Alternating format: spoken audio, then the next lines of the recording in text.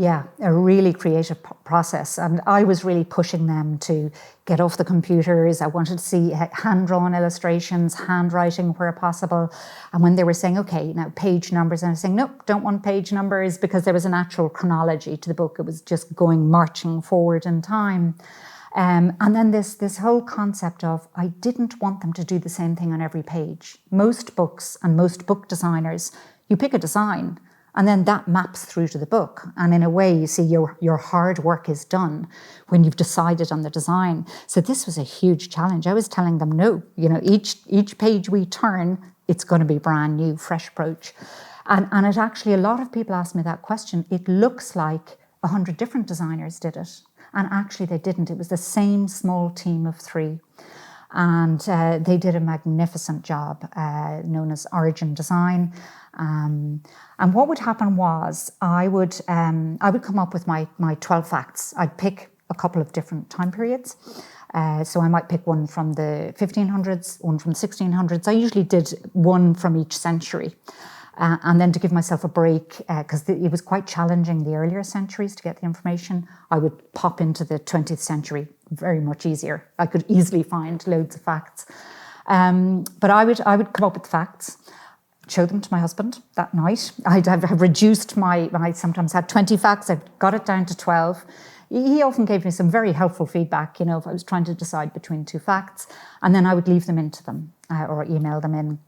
And then about a week later, I would go into their offices and they would have all of these illustrations out on the table for me to have a look at. And it might be from 4 or 5 different 5-year time periods.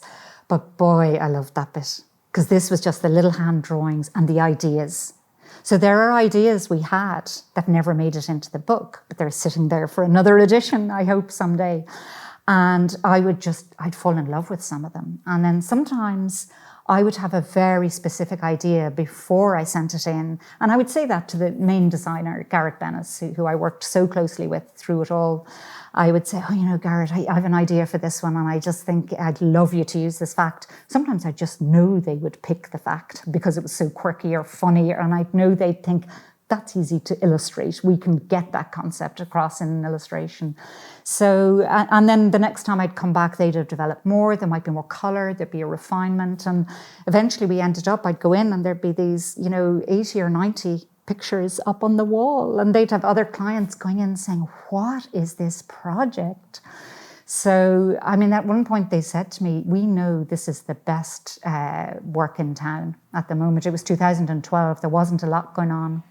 So it was an amazing project. It took a year and a half for me, full tilt, and they worked incredibly well with me and really gave. And we got better and better at it. We got faster and faster, and we all just adored it. They said to me sometimes, this is like a college project. We love it.